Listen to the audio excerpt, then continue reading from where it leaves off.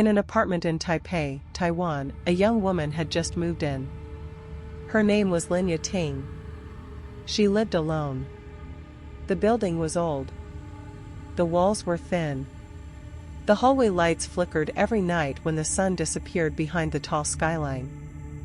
Yating had chosen this place because it was quiet, cheap, hidden from the noise of the busy streets.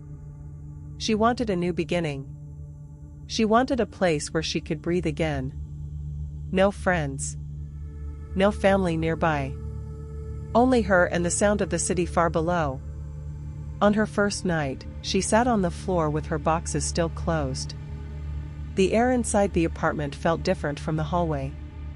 It felt colder. As if someone had opened a window even though every window was shut tight. She ignored it.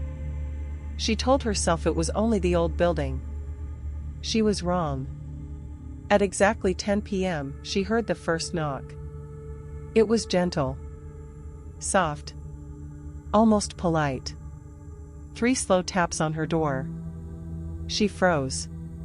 Her heart started to beat too fast. She waited for a second knock. It never came. Only silence. When she looked through the peephole, no one was there. The hallway was empty and dark.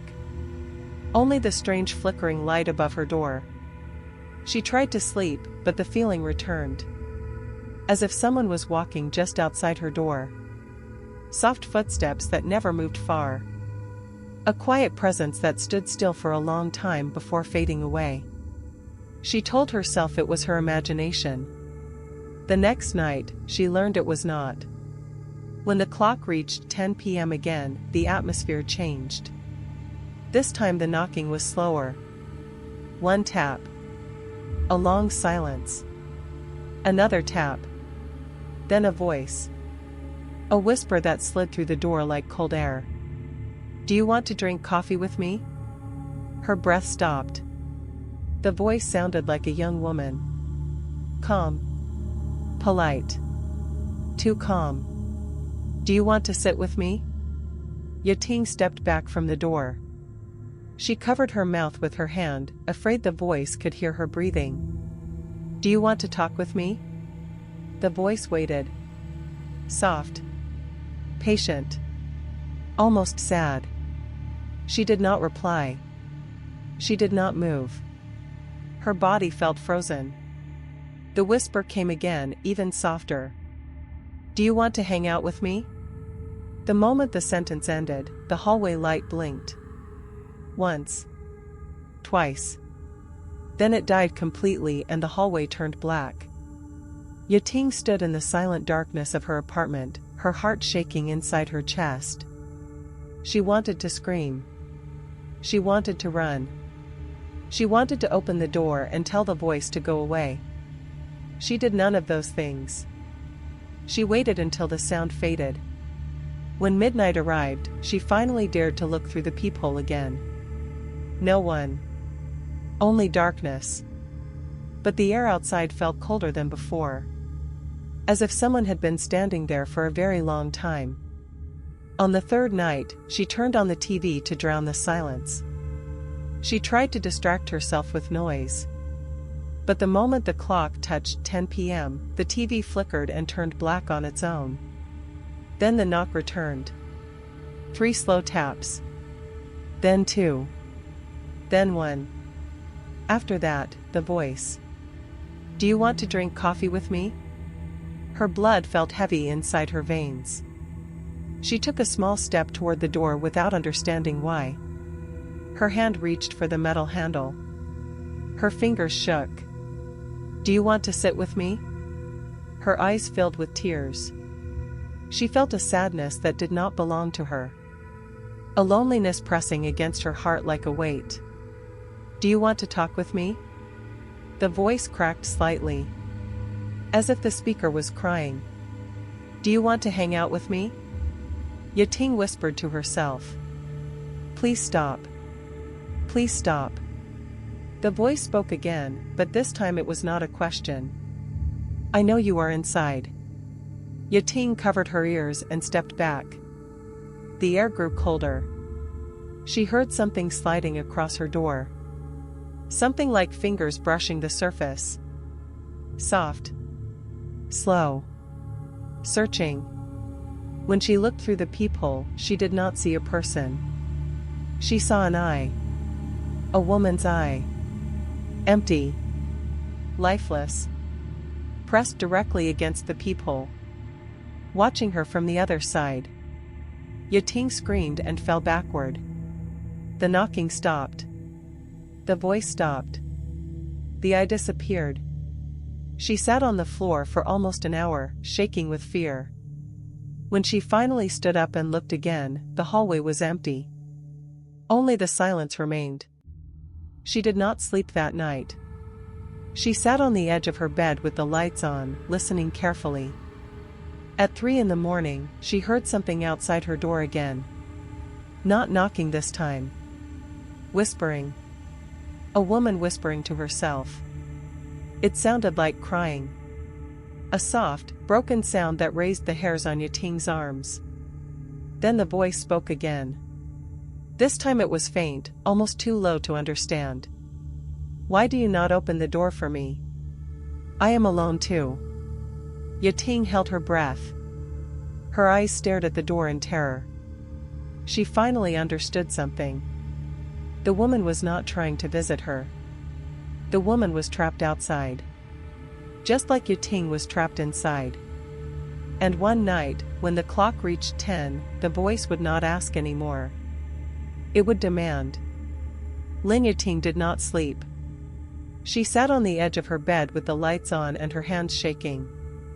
The memory of the pale eye pressed against the peephole stayed in her mind like a burned image. Every time she blinked, she saw it again. The apartment felt colder than the night before. The air seemed too heavy for such a small room. She felt as if someone had been standing beside her bed while she slept, watching her without moving. When the sun finally rose above Taipei, she stood up slowly and turned on the kitchen light. She hoped the morning would chase away the fear. It did not. Her phone buzzed.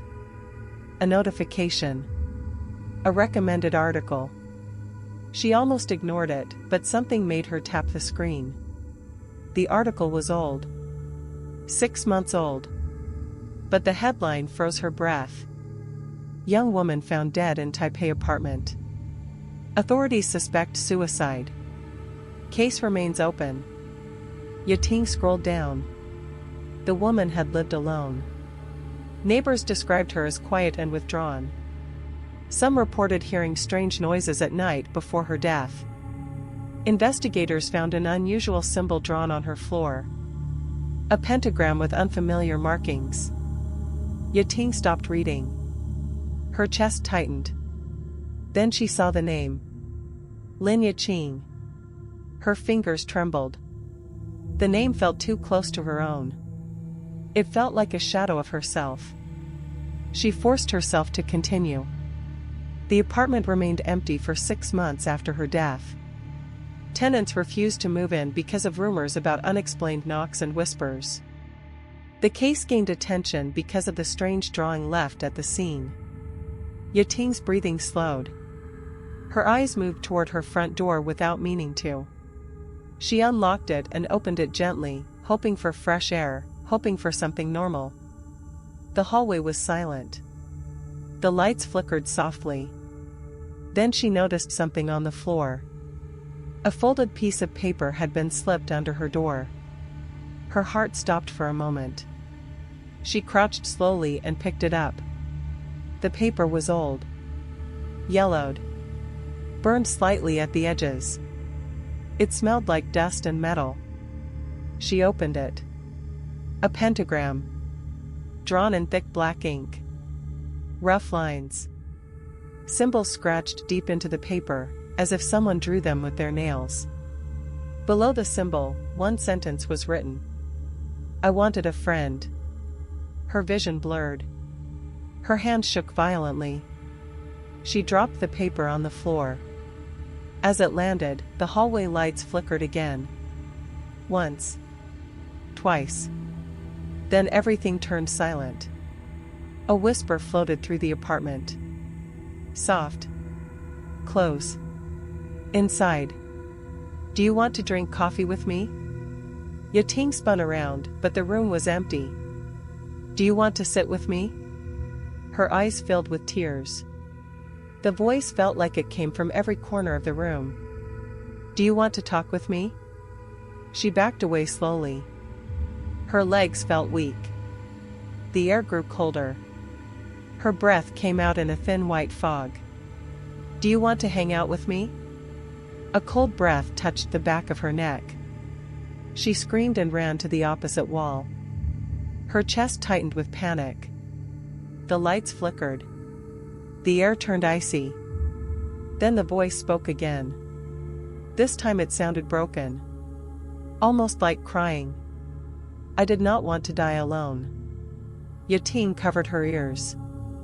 Her tears dropped to the floor. The voice continued. I drew the symbol because I wanted someone. I wanted company. I wanted someone to stay. But the ritual changed everything. It answered me in the wrong way. It only gave me silence. It only gave me darkness.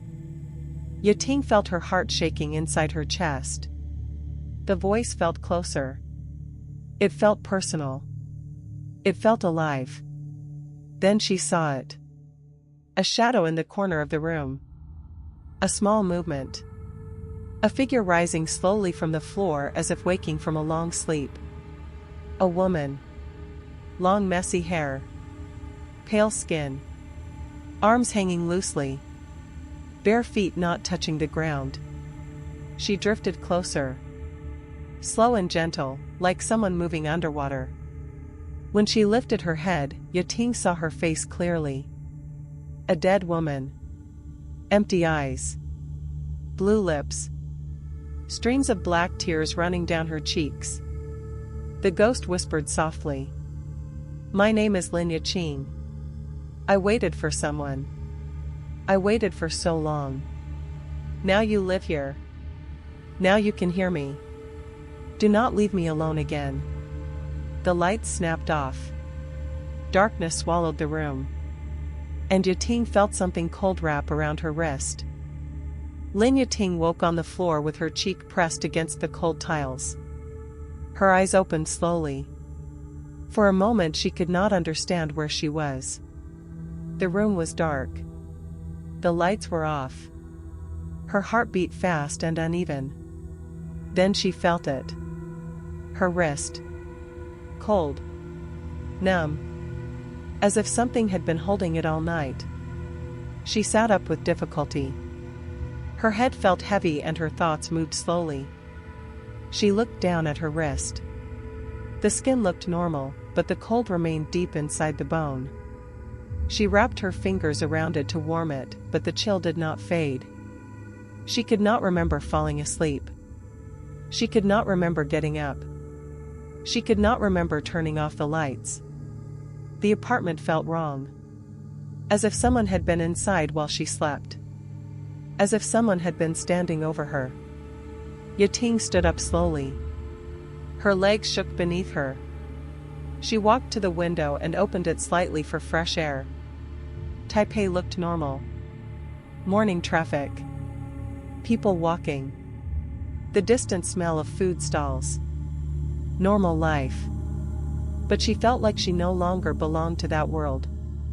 She closed the window and went to the bathroom. She turned on the water and washed her face. When she lifted her head to look at the mirror, she gasped. Behind her reflection, just for a second, she saw another face. A pale woman with dead eyes. Yating spun around. No one was there. Only silence.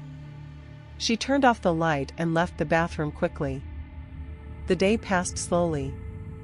She tried watching TV, but the screen flickered. She tried listening to music, but the sound cut off. She tried calling a friend, but her phone froze. Every corner of the apartment felt cold. Every shadow felt like it was breathing. Every time she turned her back, she felt someone standing behind her. She waited for the night. She did not know why. Fear and loneliness pulled her in opposite directions. She was exhausted. Too tired to fight. Too tired to think. When the clock reached 9 p.m., she sat on the floor with her knees pulled to her chest.